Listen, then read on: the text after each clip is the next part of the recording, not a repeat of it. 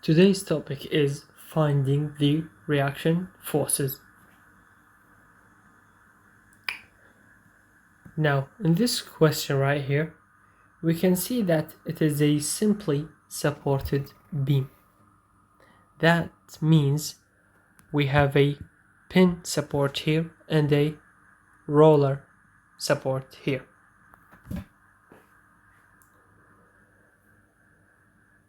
Okay, so for the pin support, we actually have two reaction forces. The first one is in the vertical direction, and the second one is in the horizontal direction. But for the roller support, we just have a vertical reaction. So we're just going to call the pin support point A and this roller support point B. Now, this structure right here is stable. That means we can use the equilibrium equations, which are the summation of the horizontal forces is 0 and the summation of the vertical forces is 0 and the summation of moments around a point on the beam is also 0.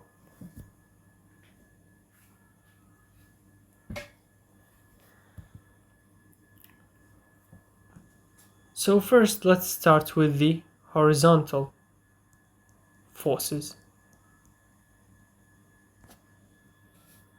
Now, for the horizontal forces, as we can see, we've got only one at the pin support. So, now assuming that forces acting on the beam to the right is positive. So, that means AX, which is the only force acting in the horizontal direction, equals 0 because there is no other horizontal force that can counter its effect. Moving on to the vertical forces, summation of vertical forces, and assuming that forces acting upwards are positive.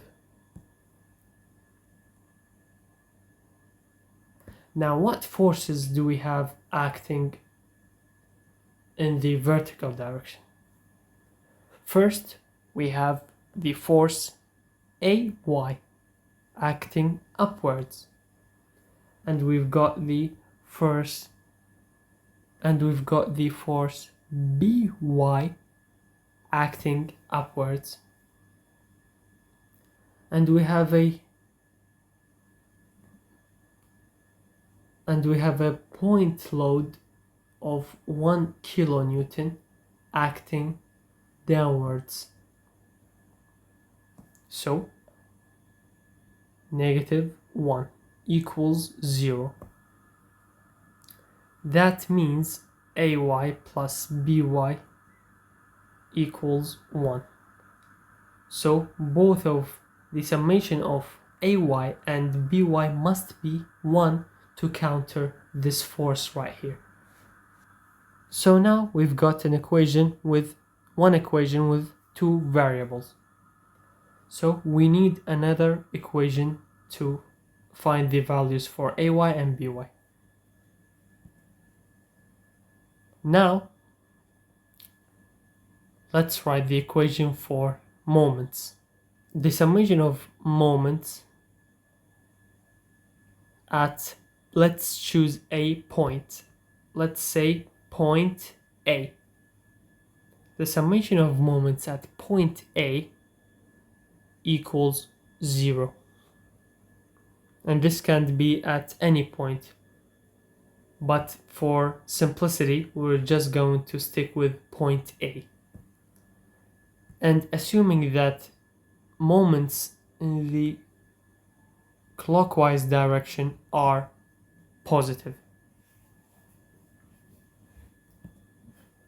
Now let's see what moments. Now let's see what forces causes a moment. Now these two forces does not cause a moment because they are passing through the point. However, these two forces actually cause a moment around this point A. So for this 1 kilonewton actually causes a clockwise moment with respect to point A. So our beam will bend clockwise direction. However, this force actually causes a counterclockwise moment with respect to point A. So this force causes the beam to bend like this.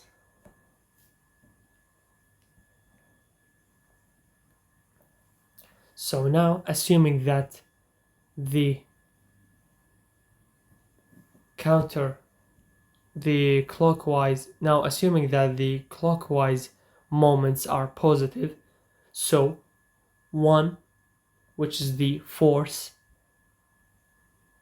the point load right here, multiplied by the distance from point A, which is the reference point, to the point at which the 1 kilonewton acts.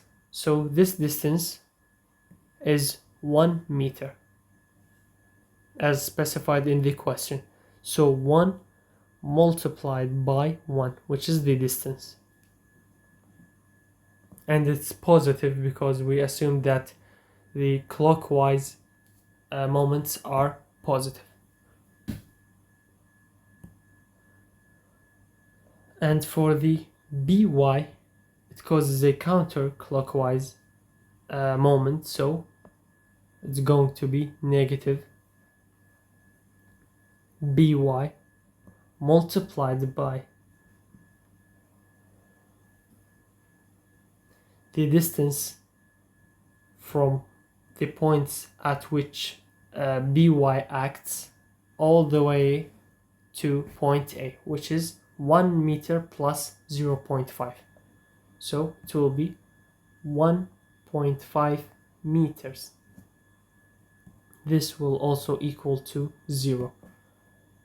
So from this equation we're getting By 1 multiplied by 1.5 actually equals 1.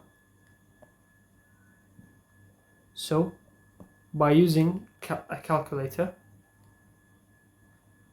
By will be 1 divided by 1.5, so 0.6666 kilonewtons. And as we can see, it is a positive number, which means that By is acting upwards. So our assumption is correct. So now we have the value for the By. We can plug this into the first equation and get the value for Ay. So Ay plus 0.6666 equals 1. So Ay is going to be 1 minus 0.6666. So this will give us 0.3334 kilonewtons. And the same as By right here, it is a positive number, so it's acting upwards. So if we add these two numbers together, we will actually get 1. So both of AY and BY have to add up to 1, acting upwards to counter the effect of this force right here.